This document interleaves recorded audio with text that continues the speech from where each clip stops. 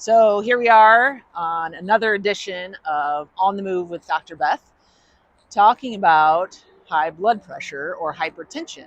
If you split that word into two, means high, tension means pressure, so high blood pressure.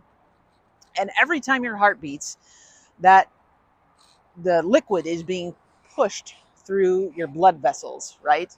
The blood is being pushed through your blood vessels, and the pressure at which this is happening, it matters.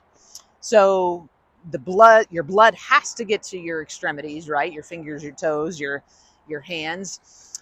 And so if that blood is not getting to the extremities, you often feel obviously cold hands, cold feet, cold toes, that type of a thing. And sometimes that's indicative of insufficient circulation or low blood pressure. Could be a couple different issues going on. So the pressure can be too high and more of a bubble can form, right? Which is otherwise known as an aneurysm.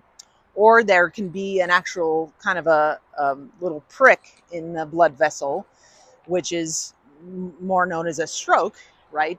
A stroke can happen in different areas of the body. Sometimes it can just result as a bruise, or it can be a bigger issue uh, elsewhere. For example, in the brain, sometimes that can be obviously fatal and you need obviously immediate medical attention.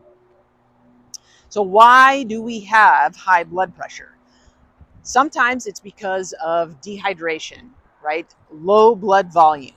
The blood volume in the body goes down, and the body instinctively knows that, hey, I've somehow got to get this blood to the extremities. So I'm going to put my finger on the hose and we're going to get it to where it needs to go, right? So thinking about a garden hose, right?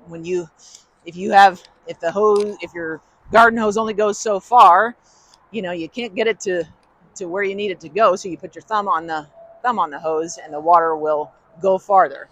Kind of the same concept, the same idea here.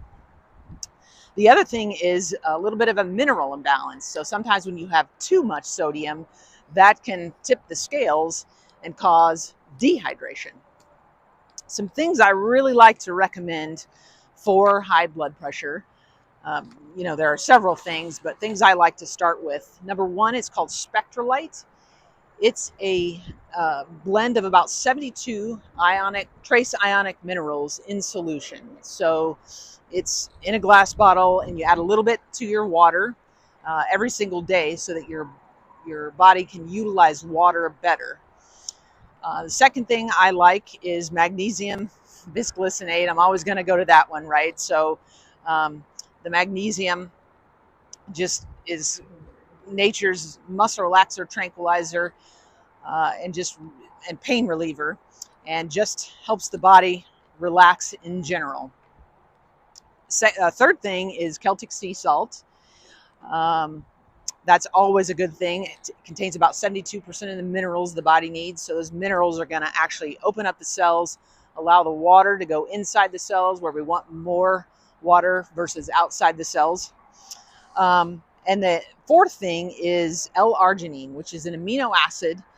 It helps with the production of something called nitric oxide, which is an antioxidant that helps relax the blood vessels and allow blood to flow more easily and more quickly. So just a few things I thought I'd highlight for you for places I like to start if you've got high blood pressure.